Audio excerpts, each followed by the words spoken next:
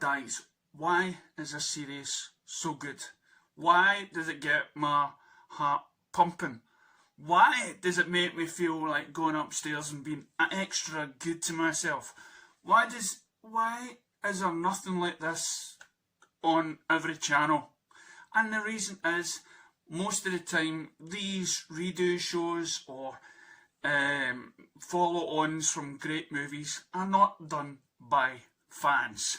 It's not done by writers that know exactly how the original made them feel. Now, you take something like Stranger Things, for instance, when it's a kickback to the 80s, and you can tell with what makes that show good as well is that the writers were fans of shows that were on in the 80s. They're taking the influence, they know, they're taking songs from the past, and that's exactly what Cobra Kai does. It takes the feels, it takes the feelings of these characters. And I mean, Cobra Kai, if anybody's ever seen Karate Kid, especially if you're of the generation when you went to the movies to see the original, when you've spent the last 10, 20 years or so thinking that guy, that blonde-headed guy in the first movie was a right bad one, then you get another side of the fence saying, no, he was actually the real Karate Kid. Well, this show actually makes you think twice, and that's what really compels you. I've known people that says, you know, how can anybody like him? And then within the first season of Karate Kid, you're actually rooting for the guy. You're wanting things to happen within that first series. You want them, and even though by doing that you're going to limit how many seasons the show can produce, well, these great writers, one of them produced by Will Smith, he grew up probably watching the films and being a fan himself. And so what does this Cobra Kai do? Well, apart from the great music scores, which is based on the 80s, and you get the guy who get people that is stuck in the 80s, people that grew up being a teenager in the 80s, like myself and whatnot, and we can see a different time. I grew up when Arnold Schwarzenegger and Sylvester Stallone, they were all the action heroes, and you had the music, and it was cheesy, but it was fun, and it was uplifting, and you had that sort of action hero movie that is very lacking in today. We look at, say, Star Wars. Well, we want that same feeling we did as we were a kid. Sadly enough, the films that came out by Disney were not really made by fans. Were not really made by people that grew up loving the franchise. That's why something like Mandalorian is taken off, because it was done by somebody that has the heart and soul of a fan. So Cobra Kai through season 1, 2 and 3, what does it give us? It gives us that long await, it gives us those great karate fight scenes, even though we see our heroes being 45, 50 years old men fighting as though they were 18. Does it have the same effect if today's generation was to watch it? You know, would they get it? No, because it's something that our generation has probably seen several times throughout their days, and it's something that we put on and we pass. And I'm shocked to actually think that there's a generation of kids out there that have never seen it. I blame the parents. How could you grow up and not show Karate Kid to one of your kids? Now, I went to karate. It was tough. It was really tough. I mean, I wouldn't say as far as Cobra Kai or that Stookies you in the head sort of thing. It's not as tough as that. But when I spoke recently to my old karate teacher, he did say that you couldn't teach the karate the way it is done today because it's full of the Me Too crowd. And that's sadly what's happening to movies and TV shows of today. That it is just full with political agendas. And Cobra Kai has none of that. In fact, it actually questions specifically by by what was originally the bad guy, who's stuck in the past, and that really means a lot to me. When you watch that show, people that live in the past, that live still as though they're 18 years old, and I get that. I can sometimes think I'm living in the past. I'm trying to reconnect my past, and it's mostly the women that tends to have moved on from their teenage years. Their long lost love that they had in their teenage years is past. They can actually move on. They don't need to rekindle that. But sometimes men, I think, can't let go, and that's why most of the time men are childish, because we can't let go. And it's something that we've got to learn, and this is something that Karate Kid, Cobra Kai has done. It's taken our childhood and they're trying to say we have to move on from the past.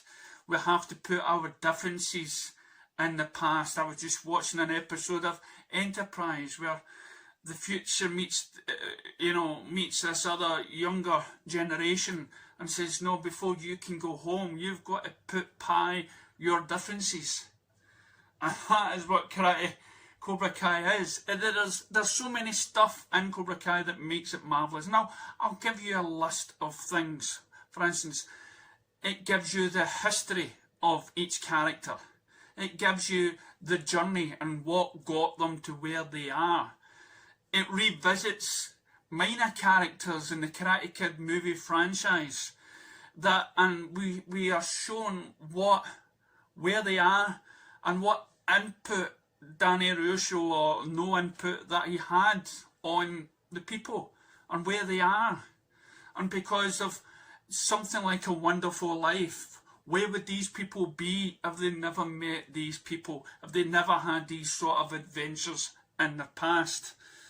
And now we have the older generation that have got a sort of still hatred against each other, that they haven't matured yet because they are stuck in the past, and they're inflicting the youth of today, and they're filling them with their own world history, and they're inflicting the same hatred or the same distrust into the students. And now, when we get to season 3, we suddenly realise that they have to come together. They have to come together because they've realised that they are stuck in the past. We have to move on and forgive ourselves for what we did in the past, forgive others, try to see each other in a different way, get another person's perspective. And that's what we always said about the Karate Kid, that there were two perspectives. Who was actually the baddie? Was it Danny or was it Johnny? Who was the real baddie in that scenario? And we get that in the Cobra Kai when we see the students being typical teenagers, where they love one person for 5 minutes, then they love another person for another, and it's the jealousy, and they're needing to be accepted for who they are.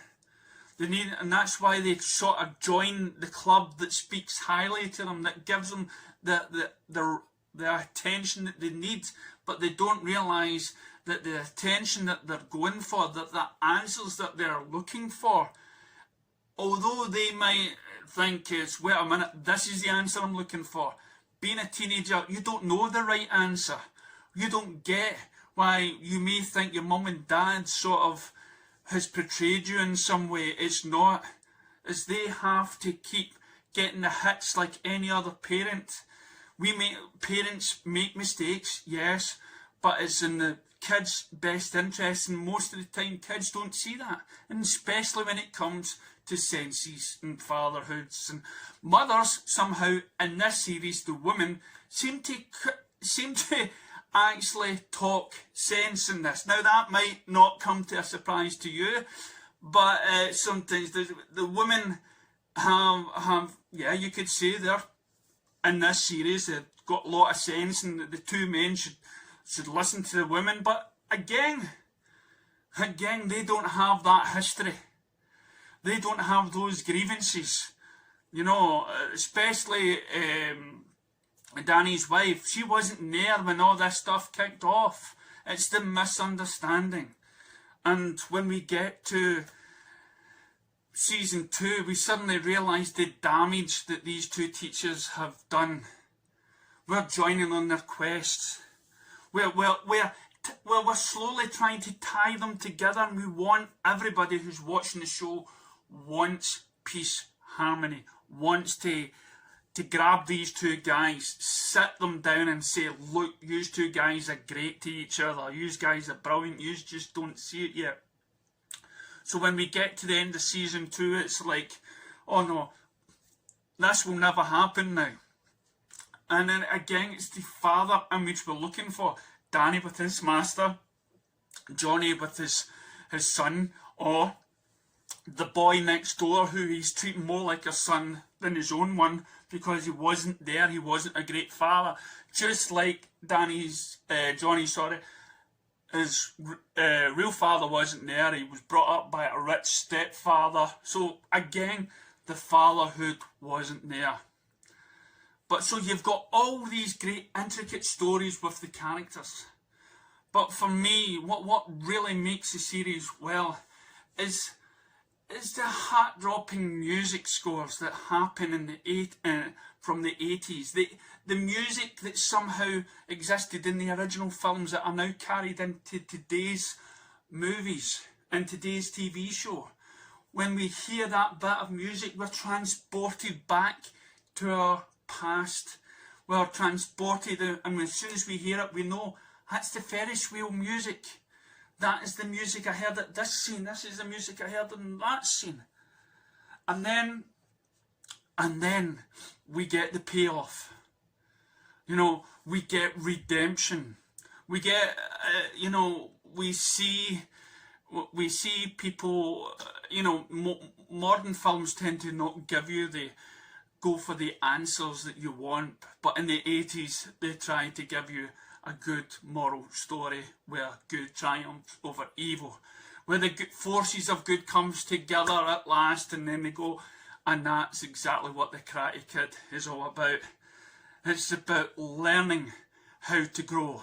It's about putting your past behind you. It's following in the right steps of a father figure that may not be at that time what you need, what you want, but it's what you need.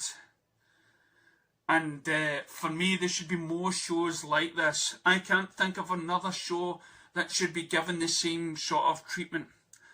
But what it does say to me is shows like Star Wars or any franchise whatsoever, we need people behind the scenes that are writing the episode that were huge fans, and they let them be in charge, because it's those fans that are a part of many of us globally, worldwide, and it will forever stay.